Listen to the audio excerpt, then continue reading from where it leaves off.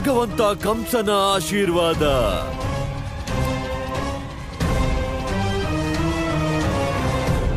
ಭಗವಂತ, ಗುಪ್ತದ್ವಾರ ತೆರೆದೇ ಇದೆ.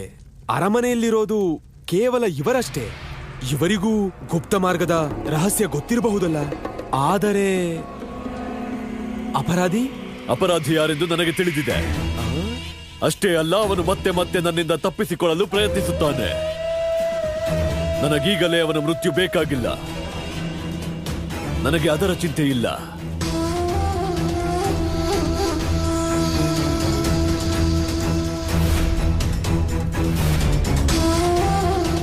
ನನ್ನ ಚಿಂತೆ ಇರುವುದು ನಾನು ಗೋಕುಲಕ್ಕೆ ಕಳಿಸಿದವರೆಲ್ಲ ಮರಳಿ ಬರುತ್ತಿಲ್ಲವೆಂದು. ಎಲ್ಲಿದ್ದಾನೆ ಬ್ರಹ್ಮರಾಕ್ಷಸ ಶ್ರೀಧರ? ಅಮ್ಮ, ಬ್ರಹ್ಮದೇವ ಜಾಸ್ತಿ ಊಟ ಮಾಡಿದ್ದಾರೆ ಅನ್ಸುತ್ತೆ. ನೋಡು, ಅವರಿಗೆ ಎಷ್ಟು ಆಯಾಸ ಆಗಿದೆ. ಬ್ರಹ್ಮದೇವರಿಗೆ ಈಗ ವಿಶ್ರಾಂತಿ ಬೇಕಾಗಿದೆ. ಕೃಷ್ಣ ನಿಜ ಹೇಳ್ತಿದ್ದಾನೆ. ನಿಮ್ಮ ಆರೋಗ್ಯ ಸರಿಯಾಗಿಲ್ಲ. ನೀವು ಸ್ವಲ್ಪ ಹೊತ್ತು ವಿಶ್ರಾಂತಿ ಮಾಡಿ.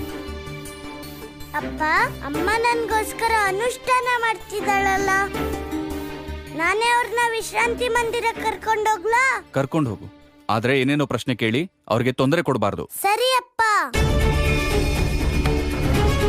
ಬ್ರಹ್ಮದೇವ, ಯೋಚನೆ ಮಾಡ್ಬೇಡಿ, ನನ್ ಜೊತೆ ಬನ್ನಿ.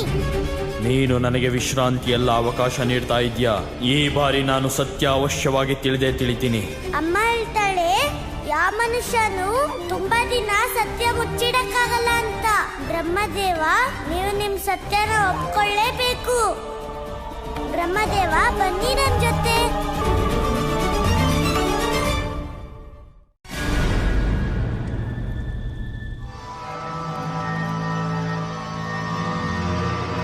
ಪ್ರಾಪ್ತಿ, ಈ ಅಕ್ರೂರ ಅವನಿಲ್ಲಿ?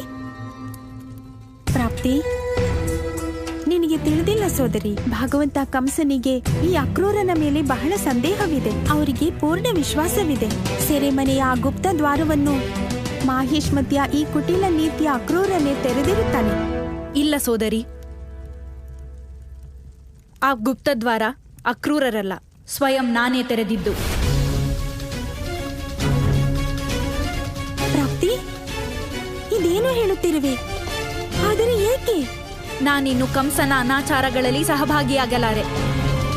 ನಾನು ಮಹಾರಾಜ ವಸುದೇವ, ಸೋದರಿ ದೇವಕಿಯ ಬಿಡುಗಡೆ ಬಯಸಿದ್ದೆ. ಅದಕ್ಕಾಗಿ ಅವರನ್ನು ಬಿಡಿಸಲು ಆ ಗುಪ್ತ ದ್ವಾರವನ್ನು ನಾನೇ ತೆರೆದಿದ್ದು ಸೋದರಿ. ಭಾಷೆ ಯಾವುದಾದರೂ ಸರಿ, ಜಗತ್ತಿನಲ್ಲಿ ಎಲ್ಲ ಜೀವಿಗಳು ನನ್ನನ್ನು ತಮ್ಮ ತಮ್ಮ ಭಾವನೆಗನುಸಾರವಾಗಿಯೇ ನೆನೆಯುತ್ತಾರೆ. ನಾನು ಅವರಿಗೆಲ್ಲ ಅವರ ಕರ್ಮಗಳಿಗೆ ಅನುಸಾರವಾಗಿಯೇ ದೊರೆಯುತ್ತೇನೆ. ಶ್ರೀಧರ ನನ್ನನ್ನು ಹೇಗೆ ಕರೆಯುತ್ತಿದ್ದಾನೋ ನಾನು ಅವನಿಗೆ ಅದೇ ಭಾವದಿಂದಲೇ ಪ್ರಾಪ್ತನಾಗುತ್ತೇನೆ. ದೇವಿ, ಈಗ ಸಮಯ ಬಂದಿದೆ. ಶ್ರೀಧರನಿಗೆ ಅವನ ಕರ್ಮಗಳ ಪ್ರತಿಫಲ ದೊರೆಯಲಿದೆ.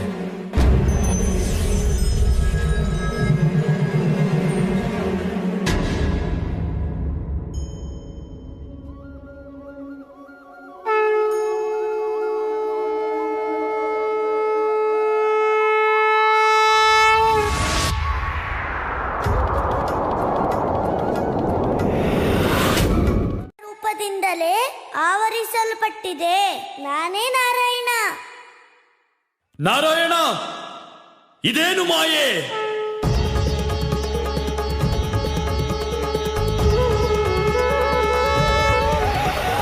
ಶ್ರೀಧರ, ಇದು ಮಾಯೆ ಅಲ್ಲ, ಇದೇ ಸತ್ಯ. ಜಗತ್ತಿನ ಏಕಮಾತ್ರ ಸತ್ಯ. ಈಶ್ವರ ಸರ್ವಭೂತಾನಾಂ ಉದ್ದೇಶ ಅರ್ಜುನ ತಿಷ್ಠತಿ. ಬ್ರಹ್ಮದೇವ, ಇದೊಂದೇ ಜಗತ್ತಿನ ಪರಮ ಸತ್ಯ. ಎಲ್ಲರ ಹೃದಯವು ಈಶ್ವರನ ಆವಾಸವೇ. ನೀವು ಧ್ಯಾನದಿಂದ ನೋಡಿದರೆ ನಿಮ್ಮೊಳಗೂ ನಾರಾಯಣ ಸಿಗುತ್ತಾನೆ. ಇದು ಸತ್ಯವಲ್ಲ.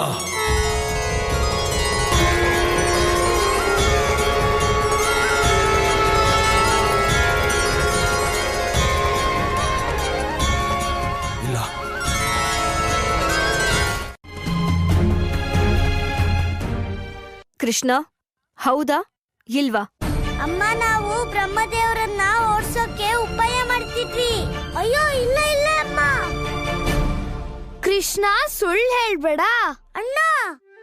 ಕೃಷ್ಣ ನನ್ನ ಹತ್ರ ನಡೆಯಲ್ಲ. ನಾನ್ ನಿನ್ ದೊಡ್ಡಣ್ಣ ಗೊತ್ತಲ್ವಾ? ನಾನ್ ನಿನ್ನ ಚೆನ್ನಾಗ್ ಅರ್ಥ ಮಾಡ್ಕೊಂಡಿದೀನಿ. ಸುಳ್ಳ ಚಿಕ್ಕಮ್ಮಂಗ್ ಹೇಳು, ಚಿಕ್ಕಮ್ಮಂಗೆ. ಅಮ್ಮ, ಅಪ್ಪ, ನಾನೇನು ಮಾಡಿಲ್ಲ, ನಿಜವಾಗ್ಲೂ.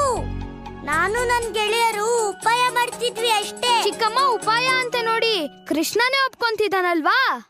ಬ್ರಹ್ಮದೇವ್ರನ್ನ ಓಡ್ಸಕ್ಕೆ ಉಪಾಯ ಮಾಡ್ತಿದ್ರಿ ಇವ್ರು. ಇಲ್ಲಮ್ಮ, ನಾವ್ ಆತರ ಉಪಾಯ ಮಾಡ್ಲಿಲ್ಲ.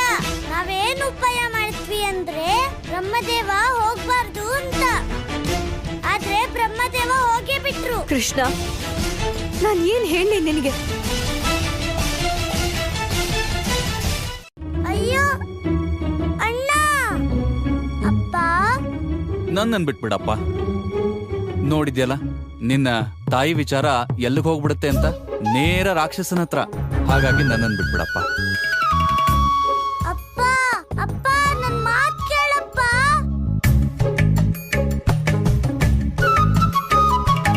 ಕೃಷ್ಣ, ಬ್ರಹ್ಮದೇವ ಹೋಗಾಯ್ತು, ಈಗ ನಾವು ಹೋಗ್ತೀವಿ. ಗೆಳೆಯರೇ, ಎತ್ಕೊಳ್ಳಿ. ನನ್ನ ಹೆಸರು ರಾಧೆ. ನಮ್ಮ ಅಪ್ಪನ ಹತ್ರ 1,00,000 ಹಸುಗಳಿವೆ. ಇಲ್ಲಿ ಕೃಷ್ಣ ಒಬ್ನೇ ಇದ್ದಾನೆ. ಇದೇ ಸರಿಯಾದ ಸಮಯ. ನಾನು ಕೃಷ್ಣನ್ಗೆ ಹೇಳ್ತೀನಿ, ನಾನು ರಾಧೆ ಅಂತ.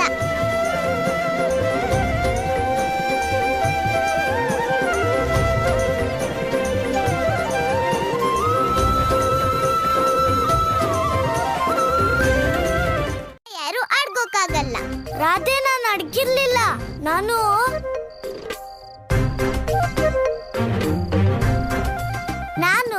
ಈ ಮಡಿಕೆ ಹುಡುಕ್ತಿದ್ದೆ. ನಾನ್ ರಾಧೆ, ನಂಗೆ ಎಲ್ಲಾನು ತಿಳಿದಿದೆ.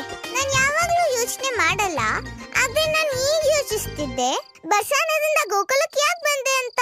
ಯಾಕೆ? ನೀನು ಬರೀ ನನಗ್ ಮಾತ್ರ ಅಲ್ಲ, ಪೂರ್ತಿ ಬಸಾನಕ್ಕೆ ಮೋಸ ಮಾಡಿದ್ಯಾ. ಮೋಸನ?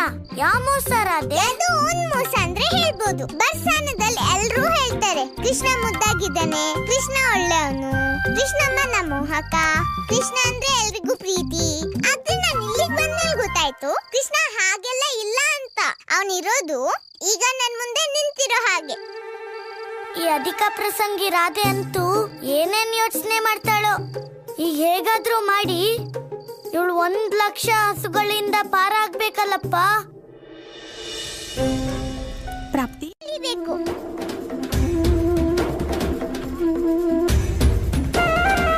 ನೀನು ಸಾಧಾರಣ ಕೃಷ್ಣ ಅಲ್ಲ, ನೀನು ರಾಧೆಯ ಕೃಷ್ಣ. ನೀನ್ ಹೇಳೋದು ಸತ್ಯ ರಾಧೆ. ನಾನು ರಾಧೆ ಕೃಷ್ಣನೇ. ಅದಕ್ಕೆ ನಿಂದೆ ಯೋಚನೆ ಆಗಿದೆ. ಯೋಚನೆ ನನ್ ಬಗ್ಗೆ? ಹಾ ರಾಧಾ, ನಿಂತು ನಿನ್ ಸುಸ್ತಾಗಿರ್ತೀಯ. ಹೋಗಿ ವಿಶ್ರಾಂತಿ ತಗೋ. ನನಗ್ ಸುಸ್ತಾಗಿದೆ, ಅದು ನಂಗೆ ಗೊತ್ತೇ ಆಗ್ಲಿಲ್ಲ. ಯಾಕಂದ್ರೆ ನಾನ್ ರಾಧೆ. ಯಾಕಂದ್ರೆ ನೀನ್ ಮನ್ಸಿನ ಮಾತು ಕೇಳಲಿಲ್ಲ. ಬಾ ರಾಧೆ.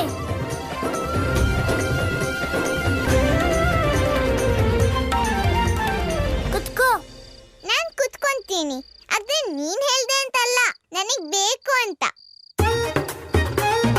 ಹಾ, ನಾನು ಎಲ್ಲಿದ್ದೆ? ಅದೇ ನಾನ್ ತುಂಬಾ ಕಲಿಯೋದಿದೆ ಅಂತಿದ್ದೆ. ನನಗ್ ಸಂತೋಷ ಆಯ್ತು, ನೀನೇ ಈಗ ಇದನ್ನ ಅರ್ಥ ಮಾಡ್ಕೊಂಡಿದ್ಯಾ ಅಂತ. ನಾನು ನಿನ್ನ ಬಸ್ಸನ್ನ ಕರ್ಕೊಂಡು ಹೋಗ್ತೀನಿ.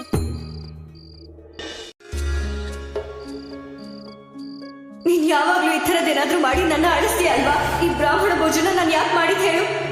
ನಿನಗ್ ತೊಂದ್ರೆ ಆಗದೆ ಇರ್ಲಿ ಅಂತ ಬ್ರಹ್ಮದೇವ ದಕ್ಷಿಣ ತಗೊಂಡು ಹೊರಟೋದ್ರು. ಹೋಗು, ಇನ್ನ ನಿನ್ ಜೊತೆ ಮಾತೇ ಆಡಲ್ಲ. ನಿನ್ ಕೊಳಲ್ ನುಡ್ಸಕ್ಕೂ ಬರಲ್ಲ, ಅಲಂಕಾರ ಮಾಡಕ್ಕೂ ಬರಲ್ಲ. ಅದೆಲ್ಲ ಬಿಡು, ಬ್ರಾಹ್ಮಣರಿಗೆ ಸತ್ಕಾರ ಮಾಡಕ್ಕೂ ಬರಲ್ಲ. ಅಮ್ಮಂಗೂ ನನ್ ಮೇಲೆ ಕೋಪ ಇದೆ, ಮತ್ ರಾಧೆಗೂ ಇದೆ. ಆದ್ರೆ ತಪ್ಪೆಲ್ಲ ಬ್ರಹ್ಮದೇವರದ್ದು. ಏನು ಪರವಾಗಿಲ್ಲ. ಅಮ್ಮ ಹೇಳ್ತಾಳೆ, ಸಮಸ್ಯೆ ಎಲ್ಲಿರತ್ತೋ ಪರಿಹಾರ ಅಲ್ಲೇ ಇರುತ್ತೆ. ಈ ಸಮಸ್ಯೆಗೆ ಅಲ್ಲೇ ಒಂದು ಪರಿಹಾರ ಇದೆ. ನಾನು ಹೇಗಾದ್ರೂ ಮಾಡಿ ಬ್ರಹ್ಮದೇವರಿಗೆ ಈ ದಕ್ಷಿಣೆ ಕೊಟ್ಟು ಬರಲೇಬೇಕು. ಆದ್ರೆ ಈ ಬ್ರಹ್ಮದೇವ ಎಲ್ಲಿರ್ತಾರೆ? ನಾರಾಯಣ ನಾರಾಯಣ ನಾರಾಯಣ ನಾರಾಯಣ ನಾರಾಯಣ ನಾರಾಯಣ.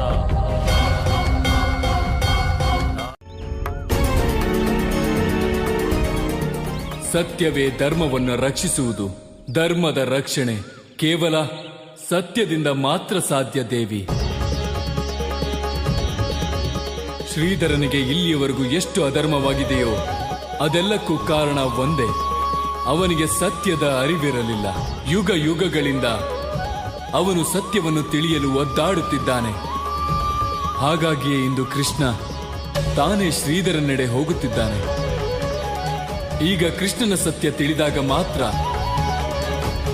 ಅವನು ನಾರಾಯಣನನ್ನು ಪಡೆಯುತ್ತಾನೆ ದೇವಿ.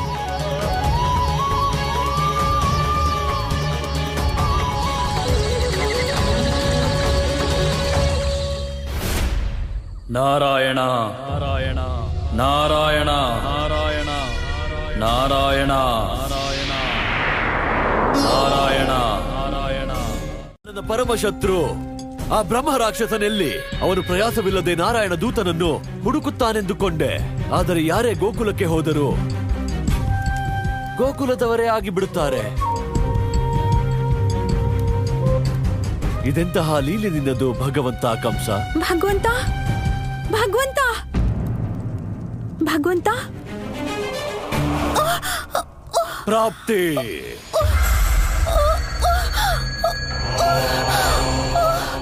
ಇಂದು ಯಾವ ಶುಭ ಸಮಾಚಾರ ತಂದಿರುವೆ?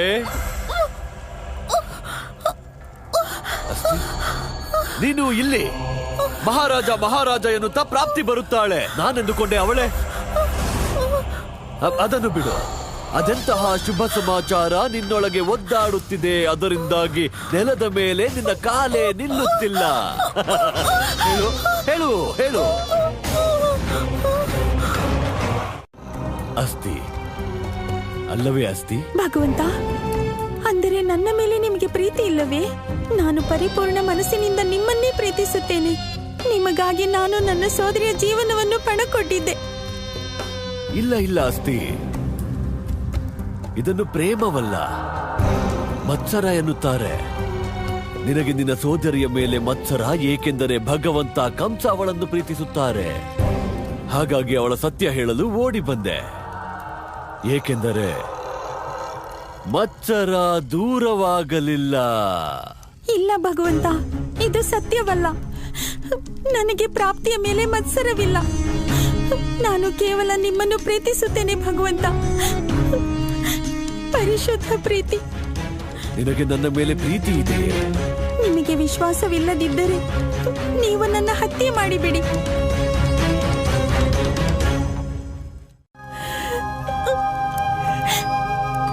ನಿನ್ನ ಕಣ್ಣೀರು ನನ್ನ ಕಣ್ತೆರೆಸಿತು.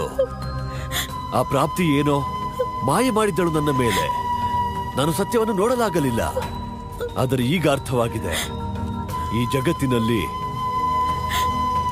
ನೀನು ಮಾತ್ರ ನನ್ನನ್ನು ಪ್ರೀತಿಸುವವಳು. ಇನ್ನು ಕಣ್ಣೀರಿಡಬೇಡ. ಈಗ ನಿನಗೇನು ಬೇಕೋ ಅದೇ ನಡೆಯುತ್ತದೆ.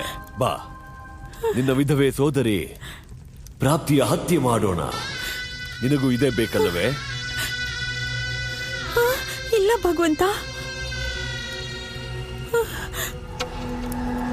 ಏಳು ಅಸ್ತಿ, ವಿಳಂಬ ಬೇಕೆ? ಏಳು ಏಳು. ನಿನ್ನ ಸೋದರಿಯ ಹತ್ಯೆ ಮಾಡೋಣ.